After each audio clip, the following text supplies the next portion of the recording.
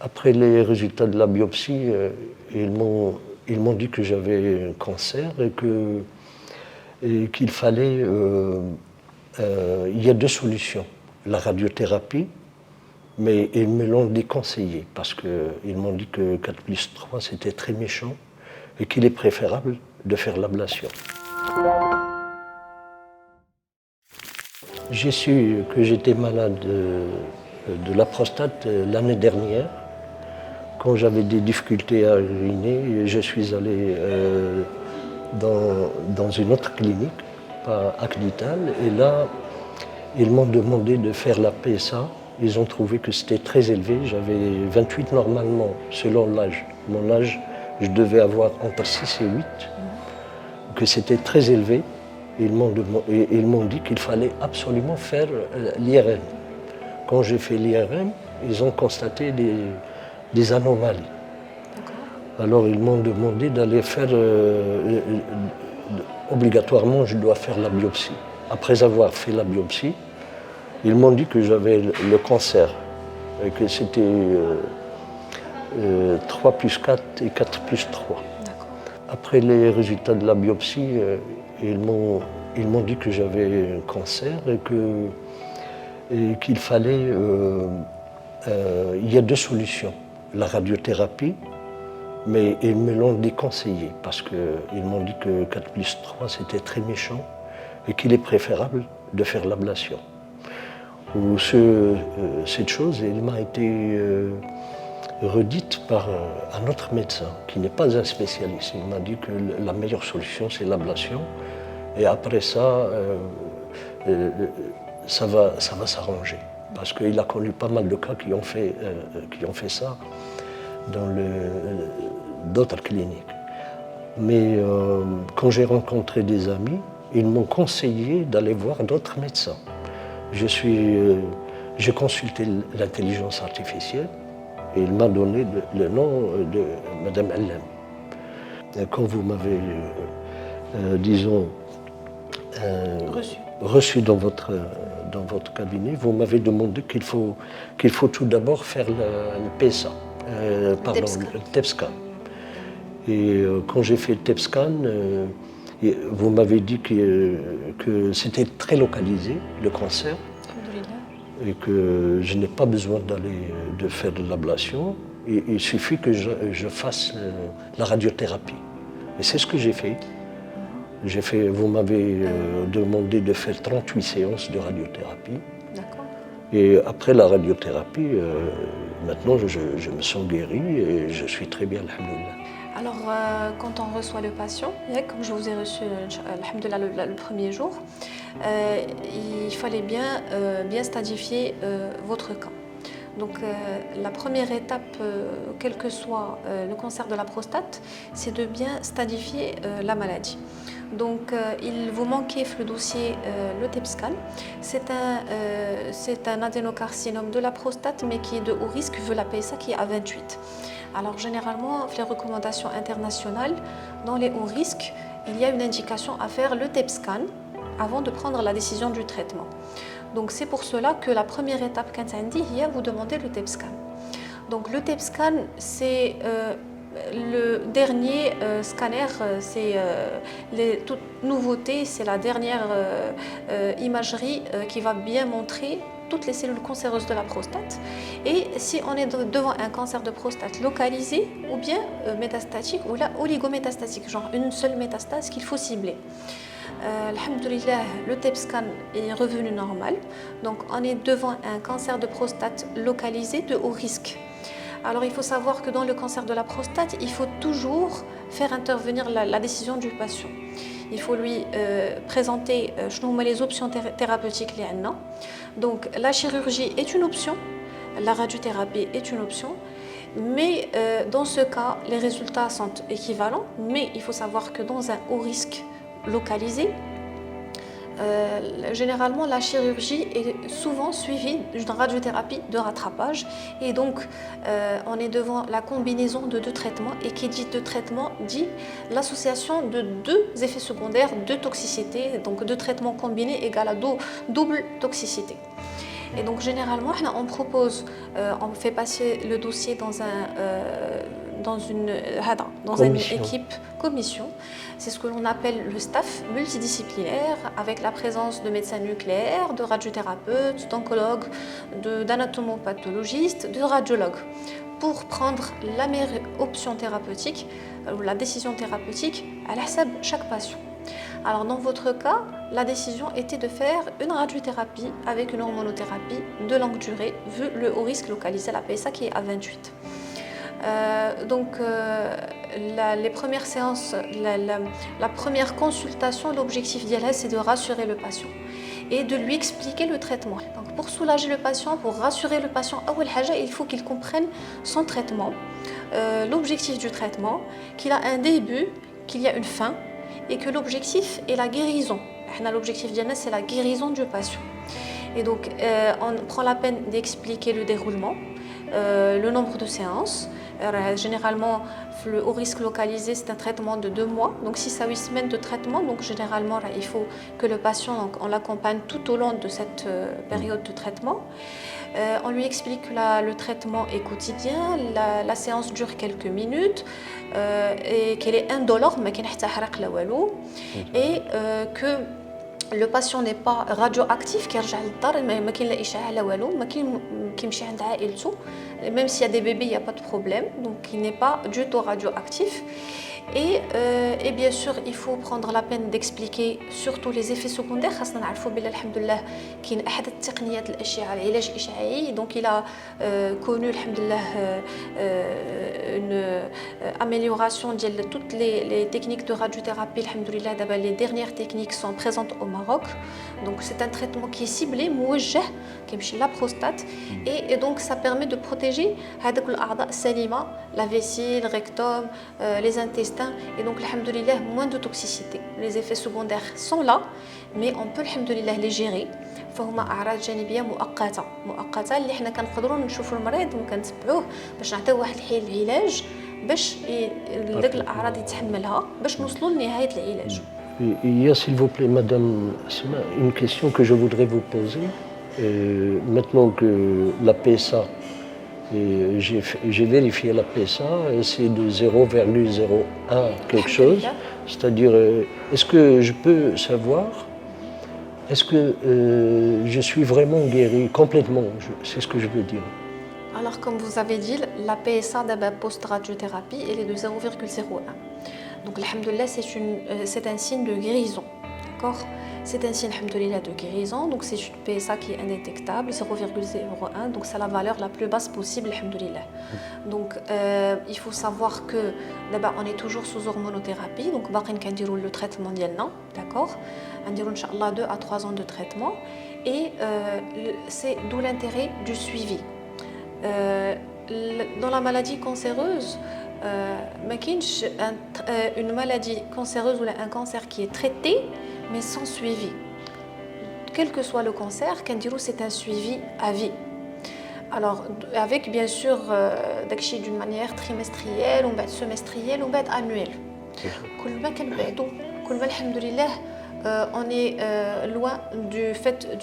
On est loin de la récidive. Alors, la PSA, alhamdoulilah, elle est normale, d'accord, c'est un signe de guérison. Et on va vous suivre de près. Donc PSA, tous les 3 mois. L'objectif du suivi, c'est de détecter les cellules microscopiques si elles apparaissent ou pas. C'est la cinétique de la PSA. Donc si une PSA commence à augmenter, d'où l'intérêt du suivi, il faut faire des investigations pour chercher pourquoi. Il y a une petite localisation et ganglions qui sécrètent ou qu'il y a des techniques comme la radiothérapie stéréotaxique pour cibler la lésion tumorale et pour la traiter. Il y a l'hormonothérapie de nouvelle génération, il y a plusieurs cartes de traitement. Le traitement a évolué, donc il y a plusieurs cartes de traitement. D'où l'intérêt du suivi. Supposons que la maladie se déclenche de nouveau, c'est-à-dire, quelle serait, j'ai 2 questions, quelle serait qu'est-ce qu'on va faire dans ce cas? Est-ce qu'on va faire encore la radiothérapie où là, on sera obligé de faire l'ablation, ou là, qu'est-ce qui va se passer? La première question. Il y a une deuxième question, c'est que quelles sont les précautions qu'il faut prendre? Est-ce que question, c'est-à-dire les aliments, qu'est-ce qui peut faire déclencher, disons, une deuxième, le fait de rechuter, enfin. De rechuter. Alors, le cancer de la prostate, فاش كنساليو le traitement ديالنا et qui le suivi. Alors, le suivi, généralement, c'est un examen clinique avec une PSA trimestrielle au début. Donc, si la PSA commence à augmenter, généralement, est-ce qu'elle a doublé par rapport à la valeur la plus basse? Dans ce cas, il faut chercher pourquoi. Quand on veut oublier un prostatique, et si elle atteint un certain seuil, on peut passer même à un TEP scan au PSMA. Donc, pour chercher où se trouvent ces cellules microscopiques qui sécrètent la PSA. Généralement, qu'est-ce que la PSA? C'est quand il y a un bon suivi, c'est une détection précoce de la récidive, d'où l'intérêt de l'attaquer. Alors, dès que ça a la récidive, il faut passer le dossier au staff multidisciplinaire pour choisir la meilleure option thérapeutique. Alors, il y a plusieurs options thérapeutiques. Généralement, on commence la nouvelle génération des hormones, d'hormonothérapie. Si c'est une récidive, un petit ganglion à côté de la prostate qui a récidivé, il y a la nouvelle technique de radiothérapie qui est la stéréotaxie, donc qui permet de cibler les rayons. Donc c'est 5 séances de traitement, donc on va cibler que le ganglion. Ou bien s'il y a une métastase osseuse débutante, on peut la cibler avec la stéréotaxie tout en associant bien sûr un traitement systémique qui est l'hormonothérapie. Donc généralement c'est au cas par cas. D'où l'intérêt d'un bon suivi. Pour quelles sont les précautions à prendre pour éviter la récidive? Généralement, le patient doit retrouver une vie normale, une alimentation équilibrée pour toute personne. Donc, il n'y a aucune relation entre l'alimentation et le cancer de prostate. Il faut faire du sport, enlever le sucre artificiel, tout ce qui est artificiel, tout ce qui est boîte de conserve, tout ce qui est l'huile de table, avoir une bonne alimentation, les fruits, les légumes. On peut boire du lait, un verre de lait par jour, une alimentation équilibrée. D'accord. Est-ce qu'il y a des chances disons, que le malade guérisse si le cancer a atteint l'os, disons. Est-ce qu'il y a des chances de guérison dans le cas quand la seule solution, l'unique solution, c'est la chimiothérapie? C'est ce que je voudrais savoir. D'accord. Alors, quand la maladie devient métastatique, alors ça dépend tout d'abord du nombre de métastases. Est-ce qu'il y a seulement des métastases osseuses? Le nombre de métastases osseuses, tout ça, ça diffère. Le nombre de métastases osseuses, est-ce qu'il y a des métastases ganglionnaires? Est-ce qu'il y a des organes qui sont atteints? Le foie, le poumon, les ganglions, tout ça. Donc, c'est des stades qui sont différents. Alors, quand le cancer devient métastatique, donc le stade métastatique diffère d'un patient à l'autre en fonction du nombre de métastases, les sites de métastases, et tout ça donc va varier en fonction, le traitement va varier en fonction de cela. Donc en fonction du stade de métastase, on choisit le traitement. On commence par l'hormonothérapie. Si le patient devient hormonorésistant, il ne répond plus à l'hormonothérapie, la PSA continue de monter, le bilan scintigraphie au TEP scan, il y a d'autres lésions qui apparaissent, il faut passer à l'hormonothérapie de nouvelle génération. Et par la suite, en dernier, c'est la chimiothérapie, comme vous avez demandé. La chimiothérapie, généralement, c'est la 3e ligne de traitement. Et donc, généralement, c'est en fonction de la masse tumorale. Est-ce qu'il y a beaucoup de métastases ou pas? Donc, la réponse varie d'un patient à un autre. Généralement, après 6 cures de chimiothérapie, on évalue pour voir s'il y a une réponse ou pas. Si ça ne répond pas, on passe à une autre chimiothérapie. Et donc, généralement, c'est des stades localement avancés. On peut atteindre, alhamdoulilah, une stabilité grâce à la chimiothérapie, mais généralement, c'est au cas par cas. S'il vous plaît, une autre question, madame. Si par exemple, un patient n'arrive plus à uriner, ça va être dû essentiellement au cancer de la prostate ou quoi? Non. Donc s'il y a des difficultés à uriner, un faible jet urinaire, une dysurie, une pollakiurie, se réveille tout le temps le soir, généralement c'est des symptômes qui sont liés à une hypertrophie de la prostate qui est augmentée de volume. Mais ce n'est pas systématiquement le cancer. D'où l'intérêt de faire une PSA, de faire une échographie, de faire peut-être une IRM pour faire la part entre hypertrophie prostatique, cancer de la prostate et le cancer. La preuve histologique, c'est la seule qui nous donne la preuve qu'il s'agit d'un cancer. Est-ce que la difficulté à uriner ou bien même le fait de ne pas pouvoir uriner, ce n'est dû qu'au cancer de la prostate? Non. En effet, toute difficulté à uriner, soit le jet urinaire qui est faible, soit les urines qui passent goutte à goutte, soit le patient se réveille le soir plusieurs fois, ça s'appelle une pollakiurie. Donc tout ça, c'est en rapport avec une prostate qui est augmentée de volume. Ça peut être, il faut faire la PSA, l'échographie, voire l'IRM, pour faire la part entre hypertrophie prostatique, adénome de prostate, qui est bénin, cancer de la prostate, mais qui dit cancer, il faut une preuve histologique. Si suspicion de cancer, à l'IRM, on passe à la biopsie qui va nous donner, qui va confirmer le diagnostic de cancer. Alors, madame, comment j'ai su que j'étais malade, atteint de la maladie de la prostate? Je sortais de la maison, par hasard, j'ai rencontré un ami. On est allé prendre un café. Je lui ai demandé ce qu'il est devenu. Il m'a dit qu'il fait des études en deuxième ou en troisième année de Masalik al-Bawliya. Urologie. Et je lui ai dit, justement, j'ai des problèmes d'uriner.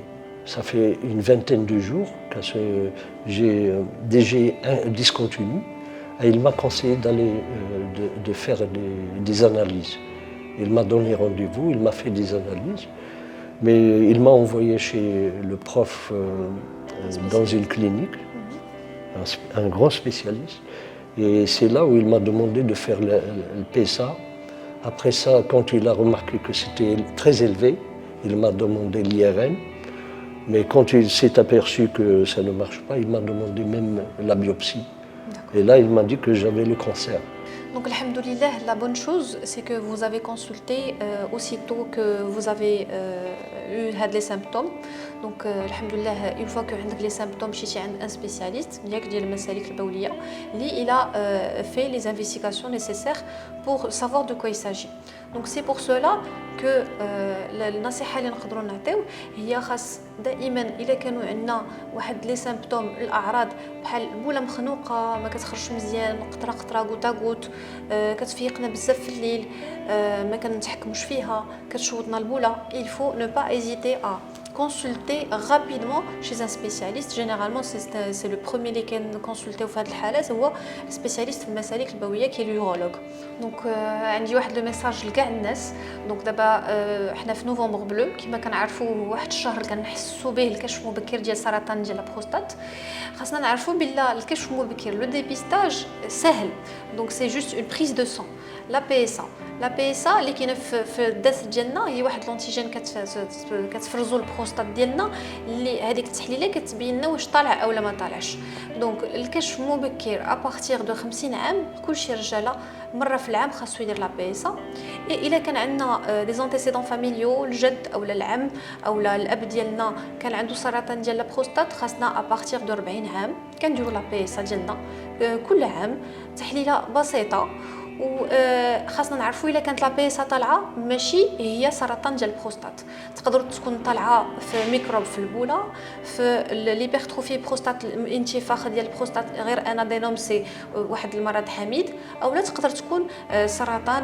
دونك خاصنا نديروا لا بيسا ونمشيو نشوفوا الاختصاص ديال الاخصائي ديال المسالك البوليه دونك باش هو اللي كيدير لنا لي زانفيستيغاسيون باش نعرفوا دو كوا يل ساجي. وما نغفلوش على هذا فهو كما كنقولوا كشف مبكر يساوي دياغنوستيك بريكوس دونك مرحله مبكره ديال السرطان. اذا فهو العلاجات الحمد لله ولا نسبه نجاح العلاجات كتكون كبيره جدا والحمد لله.